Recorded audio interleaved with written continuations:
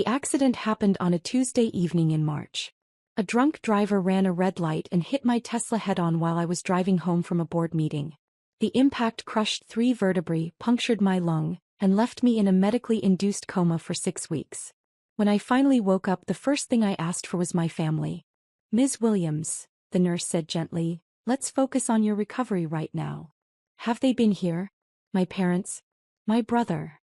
The nurse, whose name tag read Jennifer, looked uncomfortable. "Ms. Williams, you've been unconscious for 6 weeks. Let me get Dr. Martinez to discuss your condition." She didn't answer my question about family visitors. I found out why later. During my 3-month stay in the ICU at St. Mary's Medical Center, I received exactly 0 visits from my family. Not from mom and dad who lived 20 minutes away. Not from my brother Kevin who worked downtown. Not from my sister Amanda who posted daily on social media about her busy life, but apparently couldn't spare an hour for her sister fighting for her life. The only visitors I had were my business partner Marcus, my assistant Julie, and a rotating cast of colleagues from Williams Foundation, the charitable organization I'd built over the past decade. "Sarah," Marcus said during one of his daily visits, "I hate to bring up business while you're recovering, but we have some decisions that need to be made." "What kind of decisions?" "The pediatric wing dedication ceremony is scheduled for next month. The hospital has been planning it for a year, but given your condition..." "No, we're not postponing it. That wing has been under construction for 2 years. Those kids need those facilities. Sarah, you donated $20 million for that wing. The least you could do is be there for the dedication." "Marcus, I donated $20 million so sick children could get better care. The dedication ceremony is just paperwork. It's your name going on the building, Sarah. It's not about my name. It's about the kids." Marcus looked at me with that expression I'd grown familiar with over the years. The look people get when they realize I'm serious about my philanthropy being anonymous and impact-focused rather than recognition-focused. "Sarah, your family doesn't know about the donation, do they?" "My family doesn't know about most of what I do." "Why not?" I stared at the ceiling of my ICU room. "Because they've never asked." The truth was more complicated than that, but I was too tired to explain the full dynamic. My family saw me as Sarah the workaholic. Sarah who was always too busy for family gatherings. Sarah who lived alone, worked too much, and had never given them grandchildren or a traditional daughter-in-law to brag about. They had no idea that working too much meant running a foundation that had donated over $60 million to medical research, education, and children's hospitals. They didn't know that being too busy meant traveling to evaluate grant applications, meeting with researchers, and overseeing construction of facilities that would save lives. To them, I was just successful enough to be financially stable but not successful enough to be impressive. The perfect middle child to ignore. Dr. Martinez stopped by during week 10 of my recovery. "Sarah, your physical therapy is progressing well. We should be able to move you to a regular room next week." "That's great news."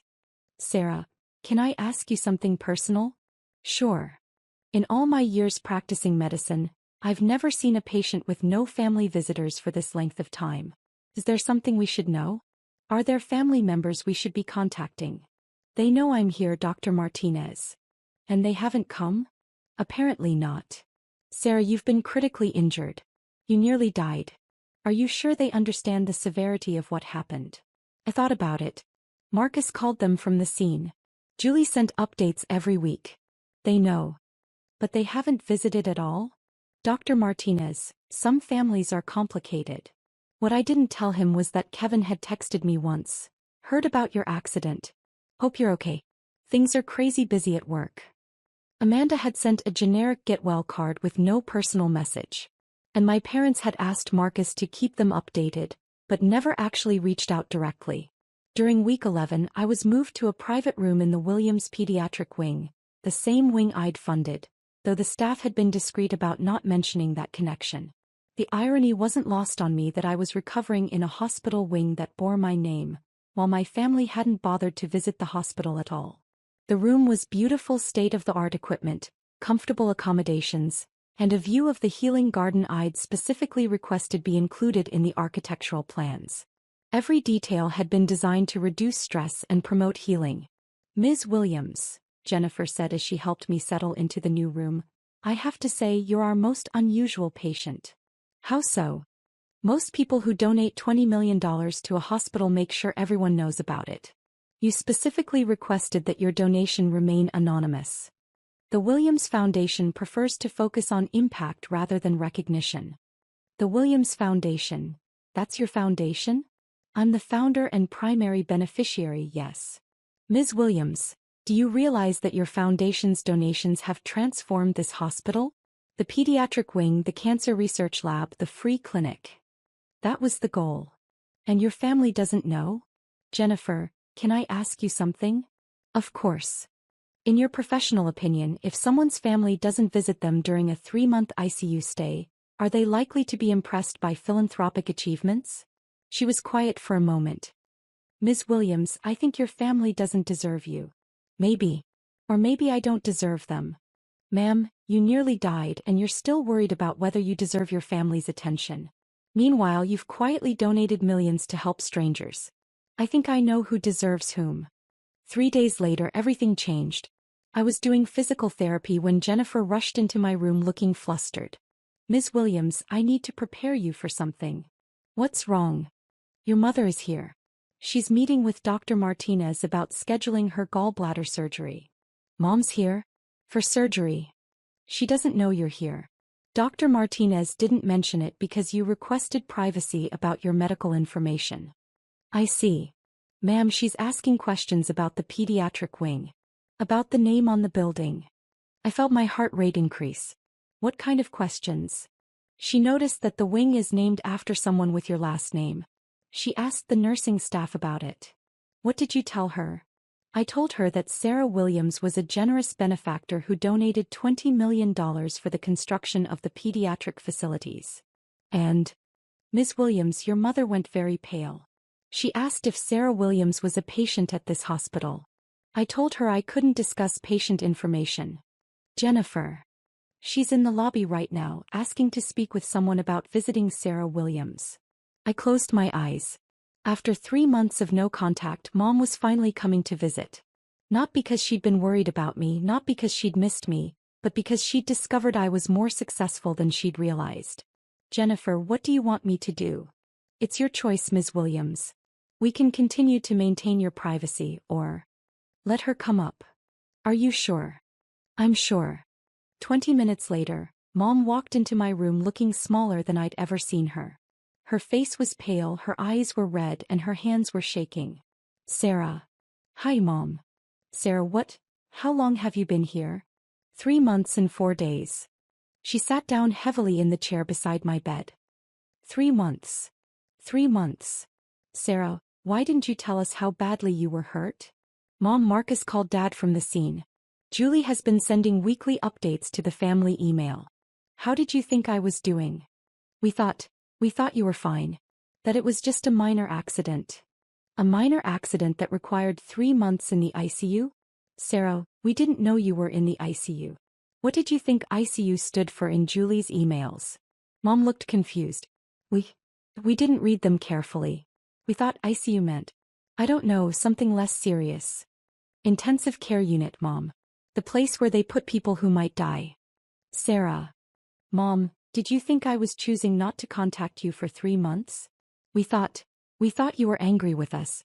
About Christmas. Christmas. Right. The family gathering where Kevin had announced his promotion.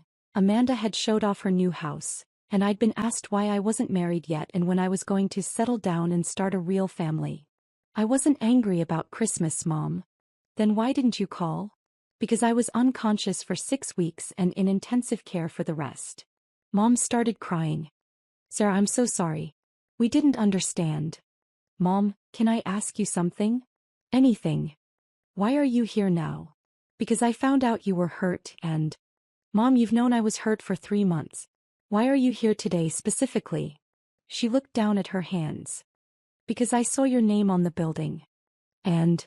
because the nurse told me you donated $20 million to build the pediatric wing. And that changed something? Sarah, we had no idea that you had $20 million? I let that sit for a moment. So you're not here because you were worried about my health. You're here because you found out I'm wealthier than you realized. That's not.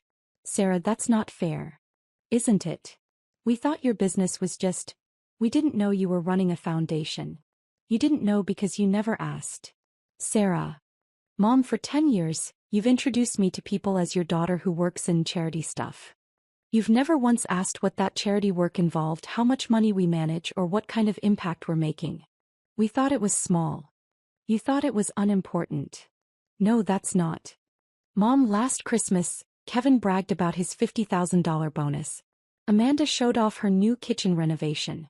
And when people asked what I did for work, you said I was still figuring things out. Sarah, we didn't mean still figuring things out. At 34 years old. After building a foundation that's donated $60 million to medical research and children's hospitals. Mom was quiet for a long moment. 60 million. 60 million. Sarah, how is that possible? It's possible because I've been building something meaningful instead of just building a bank account. But where did the money come from? I developed medical software in my 20s. Sold the company for $120 million when I was 30. I could have retired, bought a mansion, traveled the world. Instead, I started the Williams Foundation. You never told us about selling a company. I tried to. At Kevin's wedding reception, I mentioned that I'd had a successful exit from my startup. Dad said, "That's nice, sweetheart," and changed the subject to Kevin's honeymoon plans. We didn't realize. You didn't listen. There's a difference. Sarah, we're listening now. Are you? Or are you just impressed by the dollar amounts? Mom was quiet for a moment. Sarah, what do you want me to say? I want you to say that you're sorry you didn't visit me when I was dying. I'm sorry, Sarah. I'm so sorry. I want you to say that you're sorry you assumed my work wasn't important just because it wasn't traditional. I'm sorry. And I want you to say that you understand why this hurts. Sarah, I understand why you're hurt. But we're here now. You're here because you found out I have money, Mom. That's not the same thing. Sarah, that's not fair.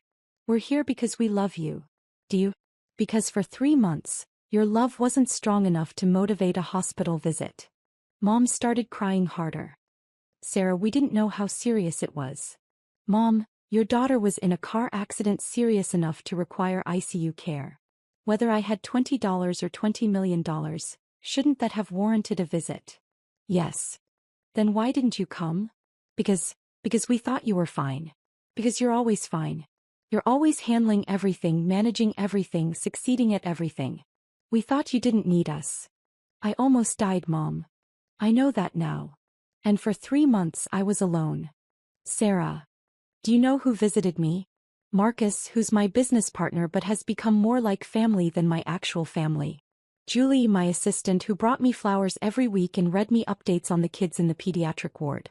Board members from the foundation who wanted to make sure I was okay, not because I'm rich, but because they care about me as a person. Sarah, we care about you too. Do you? Because caring about someone usually involves showing up when they need you. Dr. Martinez knocked on the door. Ms. Williams, I hate to interrupt, but we need to discuss your mother's consultation. Of course, Doctor. Mrs. Williams, I understand you're here for a gallbladder surgery consultation? Mom nodded, looking embarrassed. Dr. Martinez, I said, can you give Mom the VIP treatment? Make sure she has access to the best surgical team and a room in the new wing. Of course, Ms. Williams. Given your contributions to the hospital, we're always happy to extend special care to your family members. After Dr. Martinez left, Mom looked at me with a confused expression. Sarah, what did he mean about contributions? Mom, the Williams Foundation has donated over $40 million to this hospital over the past 5 years. 40 million? The pediatric wing is just the most visible project. We've also funded the cancer research lab, the emergency department expansion, and the free clinic that serves uninsured patients. Sarah, this is incredible. Why didn't you tell us? I tried to tell you. Last Thanksgiving, I mentioned that our foundation had received recognition from the American Medical Association. Kevin said, "That's nice," and asked if anyone wanted more turkey. We didn't understand. You didn't ask questions. Sarah, we're asking questions now. Now that you know I'm wealthy enough to be interesting. Mom was quiet for a long moment. Sarah, what do you want from us? I want you to care about me when I'm not impressive. I want you to visit me when I'm hurt regardless of how much money I have. I want you to ask about my work because you're interested in my life, not because you want to know if I'm worth bragging about. Sarah. Mom, do you know what the hardest part of being in this ICU was? The pain. The loneliness. Lying here wondering if my family would even notice if I died. Sarah, we would have noticed. Would you? Because Julie mentioned in her emails that I was in critical condition for the first 6 weeks. That the doctors weren't sure if I'd survive. And no one came. Mom started crying again. Sarah, we didn't understand how serious it was. Mom, when someone says, critical condition, and ICU, what do you think that means? We thought it was just precautionary. Precautionary ICU stays don't last 3 months. We know that now. Now. After finding out I'm worth bragging about. Just then my phone rang. Marcus. Sarah, how are you feeling today? Better, thanks. Marcus, my mom is here. Oh. That's wonderful. I'm so glad your family finally came to visit. Marcus, can you tell Mom about the Foundation's projects this year? Of course. Mrs. Williams, your daughter is remarkable. This year alone, the Williams Foundation has funded pediatric heart surgery for 43 children, provided scholarships for 15 medical students, and built 2 free clinics in underserved communities. I watched Mom's face as Marcus continued. And Sarah personally reviews every grant application. She visits the facilities we fund. She knows the names of kids whose surgeries she's paid for. She's not just writing checks, she's changing lives. Marcus, I said, can you tell Mom about the Christmas project? Oh, the Christmas project. Mrs. Williams, every December, Sarah arranges for the foundation to sponsor Christmas celebrations at children's hospitals across the state. She shows up personally, brings gifts, reads to the kids. Last year she spent Christmas Day at 4 different hospitals. Mom looked confused. But Sarah, you told us you had to work on Christmas. I did have to work, Mom. I was visiting sick children who don't get to go home for the holidays. We thought you were just avoiding family time. I was spending family time with kids who don't have families to spend it with. Marcus continued, your daughter is the most generous person I've ever met. And the most humble. She could have her name on buildings across the state, but she insists on anonymous donations because she says it's not about recognition. Marcus, I said, I think Mom gets the picture. After Marcus hung up, Mom sat quietly for a long time. Sarah, I feel like I don't know you at all. You don't, Mom. And whose fault is that? Mine. Ours. Sarah, we've been terrible parents to you. You haven't been terrible. You've been disinterested. We thought you were just different and social. Too focused on work. I'm focused on work, Mom. Work that matters. We see that now. Do you see it, or are you just impressed by the dollar amounts? Mom thought about that. Sarah, I'm ashamed to say that the dollar amounts got my attention. But listening to Marcus talk about what you actually do, Sarah, you're saving lives. That's the goal. And we've been treating you like you're wasting your life. Yeah. You have. Sarah, how do we fix this? You start by understanding that my value as your daughter isn't determined by my bank account or my achievements. It should be determined by the fact that I'm your daughter. You're right. You start by showing up when I need you, not just when you find out I'm worth knowing. We will. And you start by asking about my life because you care about me, not because you want stories to tell your friends. Sarah, we do care about you. Then prove it. Over the next 2 weeks, something shifted. Dad came to visit, not because Mom told him about the donations, but because she told him I'd almost died and he needed to be there. Kevin showed up with flowers and an apology. Amanda brought her kids to meet their aunt who they barely knew. But the biggest change was in the daily conversations. For the first time in years, my family asked about my work not because they were impressed by my wealth, but because they wanted to understand what I cared about. Sarah, Dad said during one visit, can you tell me about the free clinic? Which one? Any of them. I want to understand what you're building. So I told him. About the clinic in East Oakland that served undocumented immigrants who couldn't afford health care. About the mobile clinic that traveled to rural communities. About the partnership with medical schools to provide free care while training new doctors. Sarah, this is incredible work. Why didn't you tell us about this before? Dad, I tried to tell you last Christmas. You asked what I was working on and I mentioned healthcare access initiatives. You said, "That sounds complicated," and asked Kevin about his golf game. I remember that. Sarah, I'm sorry. I should have asked follow-up questions. Why didn't you? Because I thought you were talking about some small volunteer thing. I didn't realize you were running major healthcare initiatives. Dad, even if it had been small volunteer work, shouldn't you have been interested because it mattered to me? He was quiet for a moment. Yes. You're right. The size of the work isn't what makes it worth caring about. The fact that it matters to your daughter is what makes it worth caring about. I understand that now. 6 months later, I was fully recovered and back to running the foundation. But something fundamental had changed in my family relationships. My parents started asking about my work regularly, not because they were impressed by the scale but because they wanted to understand what I cared about. Kevin started volunteering at one of our free clinics. Amanda began organizing fundraisers for pediatric cancer research. My parents attended the dedication ceremony for the new emergency wing we'd funded. But most importantly, they learned to value me for who I was, not what I'd accomplished.